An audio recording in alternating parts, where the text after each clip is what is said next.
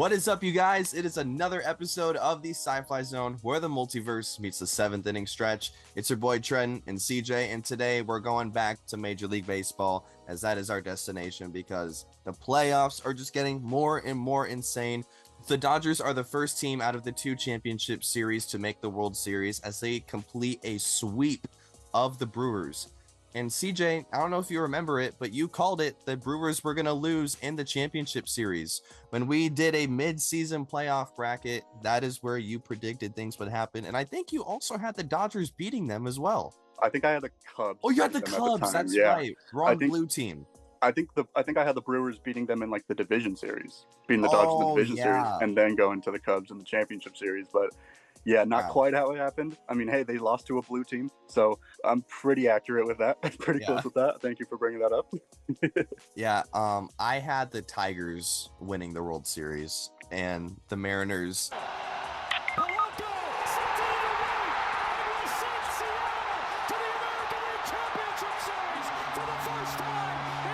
Stop that from happening, which I'm very happy to be wrong in this instance. I mean, so yeah, man. I mean, I wasn't really expecting the Mariners to be doing what they're doing right now. I think I had them like eliminated by the Yankees in the division series or the wild card. I had them off in the wild card. Yeah, I'm very pleasantly surprised with how they've been performing lately. And I mean, it's exciting, man. We're seeing two very different series right now with the championship series. We got one series possibly going to a game 7 potentially. Another series didn't even sniff a game 5. So like, you really never know what to expect with playoff baseball, man. And that's why I love it so much. And the further we get, the more exciting it's going to be. Exactly. So since we last talked, we have a few games in the Dodgers and Brewers series that we need to cover. So we're just going to go over that real quick to kind of give you guys a summary of what happened. Game 2, we saw a 5-1 score. Pretty good game overall here. Yamamoto, complete game shutout, 3 hits, 1 run, 1 walk, 7 Ks. And the only run that he gave up was a first inning home run by Jackson Chourio. And from then on out, he only gave up 2 more hits for the rest of the game. I mean, that is dominance.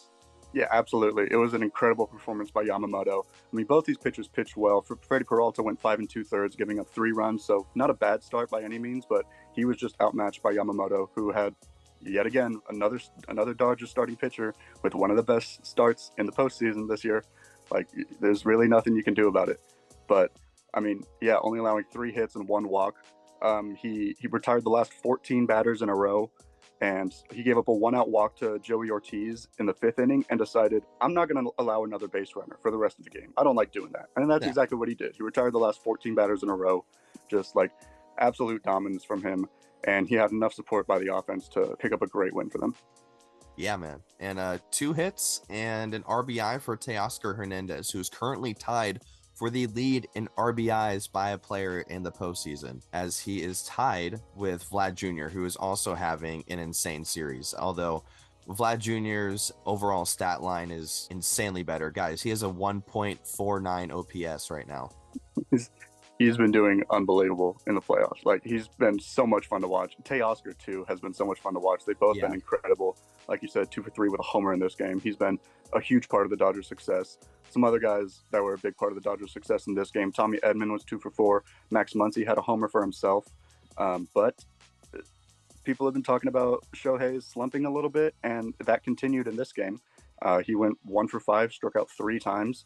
I believe his batting average was below 200 at the end of this game. So, not what they want to see from him at all. But, I mean, regardless, they have been one of, if not the best team in the playoffs right now.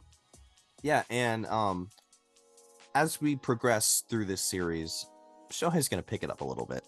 Yeah. He's going to pick it up a little bit. Quite a bit, yeah. But really quick, back to Vlad Jr., I just want to mention this. He's only struck out twice in the playoffs so far. Wow. Struck out twice. Wow. That is... Batting .457 and only striking out twice is like... That's Ted Williams, Tony Gwynn type stuff right there. Genuinely, yeah. I feel like a lot of times when you have a guy like Vlad Jr. who succeeds at the things that he does, he's like a big power hitter. He goes for extra base hits, swings hard. You usually see like lower batting average, higher strikeouts with that. But Vlad Jr. is the exception to that completely this postseason. Like, he's been having the month of his life. Yeah, and if you watch like the spread on all of his hits, it's all across the field. I mean, wherever the pitch is, he is taking it and like doing whatever he needs to do with that pitch. It doesn't need to be a home run, like you said. If it needs to be a single or a double, you know, down the line, he can do that. Or if he can rip a ball deep to left field, he can do that as well. Or if he wants to rip one deep to right field, he could do that too. It doesn't matter. It's just, it's very awesome to watch. It is very fun to watch, and I'm sure the Blue Jays are happy that they made that extension at the beginning of the year because it's paying off already. Yeah, and Game 3, back to the Brewers and Dodgers series. Sorry, we got off on a little tangent there. Game 3, 3-1 final. I noticed in the last 3 games here, the Dodgers have held the Brewers to 1 run in the final 3 games of this series. I mean, just dominant work by the pitching staff, because one of the biggest things that we were talking about with the Dodgers is the bullpen scares. You know, the starting pitching has been dominant. There's been no questions about that lately, but the bullpen has been shaky. But it seemed like they finally found their rhythm a little bit, and I think maybe Yamamoto giving them the night off really helped them out. Yeah, I think that was very, very important for them. We have talked about the inconsistencies and the struggles that the Dodgers bullpen has had, but despite that, they have probably the best starting rotation in baseball. So like, if you can get a solid start from all 4 or 5 of your guys like every night, then you're going to have a really good chance to win the game. And it was another very solid start for Tyler Glasnow. 5 2/3, only allowed 1 run on 3 hits, struck out 8 batters. So like, it's just more dominance from the Dodgers, just muting this Brewers offense, and Brewers offense who led them to the best record in baseball in the regular season. So like, what the Dodgers have been able to do to them has been incredible. I mean, like, the top 6 hitters in the lineup for the Brewers combined for 1 for 22 in this game. It was just complete dominance. I mean, the Dodgers had the fewest wins out of all 3 National League teams to win their division. They've faced both of those teams. They are 7-1 against those teams in the playoffs. Like, we say this a lot, but it doesn't matter what happens in the regular season. If you make it to the playoffs, it's a whole new game, and you can look completely different than you did in the regular season. And I noticed the Brewers did something very interesting with Jacob Misiorowski in this playoffs. They would put in an opener in the first inning, and then they brought him in as the first reliever out of the bullpen, and then he would pitch 3, 4, 5 innings as if he was the starter. And I mean, it worked really well for him. Like, I believe he had like a 1.5 ERA in 2 or 3 appearances in the postseason this year. So, like, although it didn't work out for the Brewers in the end, it does seem like it's promising for him. He has a very bright future, and the Brewers, I imagine they're going to be competing more in the future. For sure. And batters are hitting just 163 against him in the playoffs. So he's really doing well. Yeah, he's been great for them. He's been a bright spot for sure for the Brewers. Yeah, but we'll just have to find out more next year, I guess, because Game 4, the following game, I mean, gosh, did they put the nail in the coffin? Shohei Ohtani having the literal game of his life, 3 for 3, 3 home runs, also pitching 6 innings, only giving up 2 hits, no runs, 10 Ks. Maybe the best overall all-around performance of all time, at least in the postseason, if not all time. Yeah, 100%. Absolutely. It was, I mean, he basically won this game for the Dodgers. He was incredible in this game. He hit more home runs in 3 at-bats than the number of hits he allowed in 6 innings. To go on top of your point, he hit the same amount of runs that the Brewers hit in the last 3 games in 3 at-bats. It is so stupid, man. I don't know how. I don't get why he can do this. He is absolutely insane. I mean, we mentioned his postseason slump a little bit earlier. That's gone. He completely broke out of that slump. I know his batting average is still a little low, but if you have a 967 OPS and a 225 ERA, what am I going to tell you? Oh, shorten your swing path. Try to get on top of the ball. Hit low line drives. No, you're Shohei Ohtani. Be Shohei Ohtani. Hit 3 home runs and throw 6 shutout innings, and you're going to take us to the World Series 2 years in a row.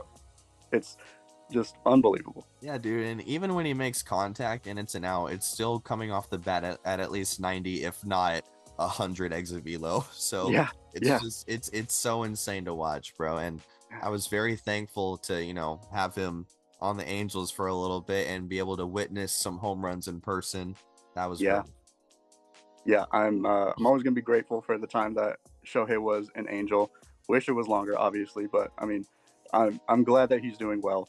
As much as I don't Yeah. want to root for the Dodgers as an Angels fan, I have a lot of respect for Shohei and the Dodgers, and I'm glad that he's in the position that he is. And he kind of carried the offense in this game because he was the rest of the lineup combined for 6 for 30 in this game, which is a 200 batting average, so not great.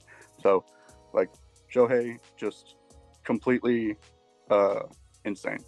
He's a unicorn. They call him a unicorn for a reason. Yep. He's an angel in the outfield for sure. So, yeah, the Dodgers are the first team to find themselves in the World Series. So, now we're going to find out who's going to represent the American League, the Blue Jays or the Mariners. And we have a few games to catch up on here. So, the series is currently at 3-2 with the Mariners, and they only need one more game to make it to the World Series. I'm so happy for them right now, man, because I was getting worried for a little bit. The momentum was not going their way for a while, as we see in game 3, probably their worst pitching game overall in the entire postseason. And what's crazy is they started off this game hot. They scored first with a first inning home run by J-Rod, but then the Blue Jays scored 5 runs in the third inning. Andres Jimenez home run, wild pitch by George Kirby, Dalton Varsho double. Things just got bad really quick, and then they scored for the next 3 innings in a row, and then the Mariners only had 4 runs to show for it. It was crazy. I never seen George Kirby give up 8 runs and then the bullpen to proceed to give up another 5. Like, Yeah, very, very odd. it was a very off day for the Mariners. They did not really seem like the same team that they have seemed like in the last couple of weeks in this game. I mean, you mentioned the Mariners scoring first. Aside from that, it was a good start from Shane Bieber. He went 6 innings, only gave up 1 more run, and the Blue Jays scored 13 runs on 18 hits. Like you mentioned, George Kirby has been great for the Mariners for a while, but 8 runs in 4 innings, like the Blue Jays just jumped on him. And we've talked about how good the Mariners bullpen has been lately. The Blue Jays scored against every pitcher in this game. Yeah. That the Mariners threw. Like they were just completely on top of it. I mean, Vlad Jr. was 4 for 4 with another home run, 3 runs scored. His batting average jumps up to 464 for a 1.479 OPS in this game. George Springer 3 for 6 with a homer for himself and 2 runs scored. Andres Jimenez 3 for 5 with a homer. Alejandro Kirk 2 for 4 with 2 runs scored and 3 RBIs. Like everybody was contributing for the Blue Jays, and it was just going very, very well for them. Although they scored 13 runs on 18 hits, but they were only 4 for 16 with runners in scoring position, which is surprising to me. They weren't really hitting a lot with runners in scoring position, but they were getting runners in scoring position a lot. 16 times they had a runner on second or third. Yeah, and a lot of solo homers today too. Yeah. I mean, if you can consistently put up that much pressure against the defense and the pitching, then you're gonna run across. You're gonna score some runs. Yeah, man. And the Blue Jays, their 8-hitter Ernie Clement 1.11 OPS. Yeah. That's crazy for your 8-hitter to be doing that hot, dude. Move him up in the lineup a little bit. Respectfully, Santander, he's in 200 with a 450 OPS. Yeah, I was pretty surprised to not only see that Clement has been doing as well as he has. I know he was good in the regular season, but he's been excellent in the playoffs. But I was also very surprised that he's still hitting that low in the lineup. Why aren't they moving him up? Give him some more at bats. Give him some more opportunities to get you guys some runs. But I mean, it worked out for them in this game. Yep, but yeah. Game 4, we see a similar scenario. Bad pitching, worse offense by the Mariners. 8-2 final. And again, similar scenario. The Mariners score first on a home run, but then it just... Yeah, they just completely fell off from there. Max Scherzer was a starter for the Blue Jays in this game, becomes the first pitcher in Major League Baseball history to start a postseason game for 6 different teams in his career. That's baller. It is super cool. It's an awesome stat. I'm glad it's Max Scherzer because I mean he's had an incredible career. He's a first ballot Hall of Famer, no doubt in my mind. like one of the best pitchers of his generation. And I'm glad to see that he's still performing well and pitching in these big spots. And he came up big for the Blue Jays in this game. You know, the manager walked out in the 5th inning with 2 outs to try to take Max Scherzer out, and Max Scherzer, being Max Scherzer, just yells at his manager, tells him, "No, do not take me out of this game." He convinces him, he stays in the game, strikes out Randy Arozarena, the next batter to get out of it. And I mean, it seems like he was pretty convincing, because he would actually go out for the 6th inning as well and record 2 outs. So, like, he's just coming up really big for the Blue Jays in really big moments, because you do not want to go down 3-1 with another game on the road in the playoffs.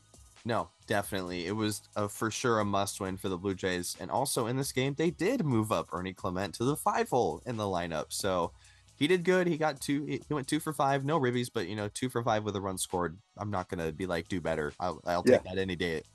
And speaking of guys moving in the lineup, put Randy in the frickin' 9-hole right now. This guy is an 0 for 4 magnet. This ALCS. Like, what is going on, man? He's batting 158. And the crazy thing is, he's not even the worst hitter in the lineup. Calzone, I don't know. He's batting 105. It's not good. And somehow the Mariners are still finding themselves ahead in this series, like, despite some lackluster performances in their lineup, while the Blue Jays have a more cohesive lineup going on. It's really interesting. Yeah, it is very, very interesting. It seems like the Mariners have kind of been in control for a lot of the series, except for Game 3 and Game 4. But like, yeah, the offense hasn't been really what I thought it was going to be in the playoff. Or it seems like they're not performing to where the results are, if that makes sense. Like that. Yeah, if Cal Raleigh or Eugenio Suarez don't do anything, then the Mariners seemingly aren't going to do anything. Josh Naylor too. It seems like those 3 guys are just carrying the lineup. J-Rod's doing pretty good too. Polanco's had his clutch moments, which has been awesome to see, with the walk-off double and that go-ahead homer. But the flaws are there, and clearly they showed a lot harder in this game than they have in the past, because the Mariners were able to maintain it because their pitching was so good. But now that the pitching isn't as good, it can show some of the holes that they do have in their lineup. Yeah, 100%. There's definitely still some holes. There are some weaknesses for sure.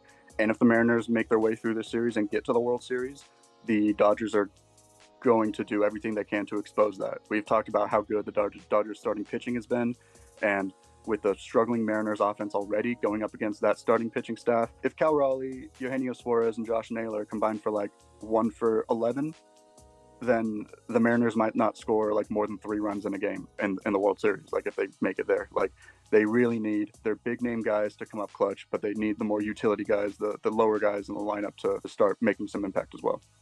For sure. But we finally saw a turn of the tide in the following game, in Game 5. The 6-2 final, but it nearly could have been a 2-1 final.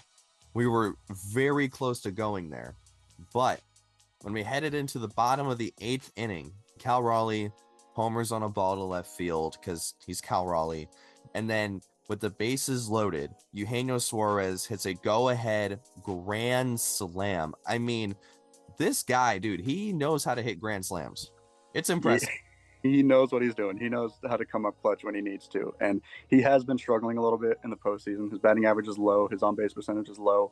But this was a big game for him. He had 2 homers in this game. The first run of this game was also a solo home run from Eugenio Suarez. Yeah. And, Kevin Gausman looked good for the Blue Jays. He went 5 2/3, allowing 1 run on 3 hits.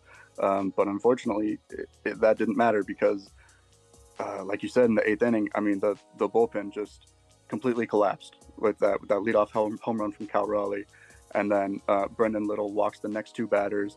He gets taken out. Seranthony Dominguez comes in, immediately hits Randy Arozarena to load the bases, and then gives up a grand slam to Eugenio Suarez. After that Eugenio Suarez home run, they would only record 1 more hit for the next 4 innings until that 8th inning, where everything went bad for the Blue Jays. And it wasn't even that the Mariners were necessarily just like hitting them a lot more. They were just, it was a solo home run. It was 2 home runs. That's how they scored their runs. So that's the only way they scored their runs in this entire game. But they were able to come up clutch when they needed to, and it was a big swing for Eugenio Suarez. And they would immediately go to Andres Munoz in the ninth. He had a 1-2-3 inning to get the series lead back for the Mariners, and they will be going back to Toronto for Game 6 and 7. Dang, and they've done pretty well in Toronto so far, so hopefully that'll follow through into those games.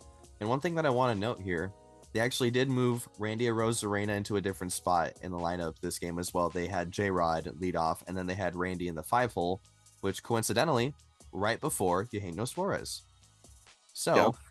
Who knows what would have happened if they had made that lineup change, and J-Rod or someone else could have been in that 5 slot. Yeah, absolutely. It could have been a completely different ballgame. I mean, you mentioned we were very close to this being a 2-1 final. Like, the Blue Jays pitching was looking really good for a while, and then until that that collapse that they had in the 8th. Yeah. The Mariners only had 5 hits in this game, but they scored 6 runs because it was all home runs. Like, that's probably not going to cut it if they get to the World Series, Yeah, that might work for one game, maybe 2, but not all 4. Yeah. So going back to Toronto for Game 6, it's going to be Trey Savage starting for the Blue Jays. So we're going to see how he can bounce back from that rough start against the Mariners last time. I mean, he had an incredible postseason debut against the Yankees, from like 5 1/3, striking out 11 batters, but then he struggled more against the Mariners. So I'm curious to see what kind of adjustments he makes and see what he does differently approaching these batters. And the Mariners haven't announced who their pitcher is going to be yet, but it looks like it's lined up to be Logan Gilbert right now, who has been very good for the Mariners in the playoffs. He's got 2.45 ERA. Like he's been great for them all year. He's one of the best pitchers in the American League when he's healthy. So this is going to be a big game. Mariners are looking to end the series now because you do not want to go into Game 7 in Toronto as the away team, because that stadium is going to erupt at every chance that they get. And I mean, I'm looking forward to it because it is going to be a very exciting time. Yeah, man, I want the Mariners to win so bad. Like, I'm going to be like devastated if they don't pull this off. Yeah. It's, I mean, for how far they've came in this season, and the adjustments that they've made, the moves that they made at the deadline, like Cal Raleigh's performance in the regular season, like they've come so far, and if they don't make it to the World Series, it is going to be pretty disappointing, Yeah, I do feel like if the Mariners do make it to the World Series and the Mariners win the World Series, that might win people over for his MVP vote. Oh yeah, it totally could. Like, taking them all the way, and also with how clutch he's been this postseason, like with the game-tying home runs, the go-ahead home runs, and the fact that for the most part he's been calling good games besides the most recent ones. Yeah. I mean, it's definitely going to help his case for sure. I think the writers are supposed to like ignore playoff performances for MVP voting, but like you can't really do that when voting is taking place like during or right after the playoffs happen. Like that's the most recent you've seen these guys. You're going to take it into consideration.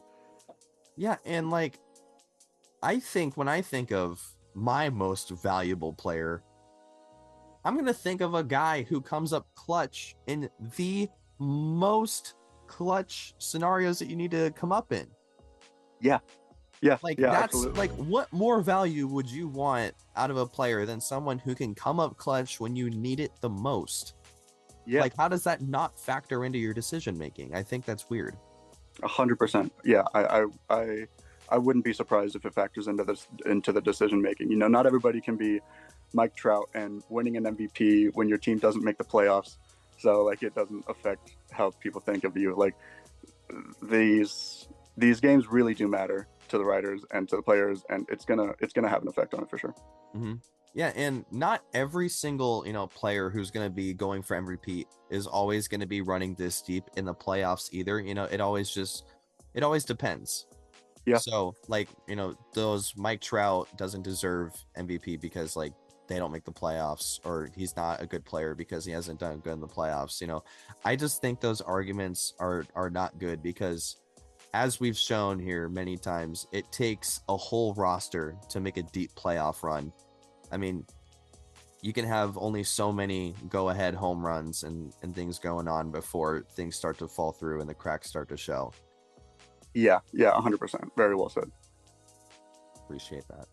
If you made it this far, appreciate it. Thank you so much. If you have any sort of topics that you want us to discuss, baseball or non-baseball related, feel free. We also talk about Marvel stuff, DC stuff. We just recently covered the whole season of Peacemaker. We just released a video on the Wonder Man trailer for Marvel, or a new show that's coming out in December. So pretty cool. So if you want to watch that stuff, we're going to be releasing stuff like that probably for as long as we do this channel. So yeah, thank you for watching. This has been the Sci-Fly Zone, where the multiverse meets the seventh inning stretch. Have a good one.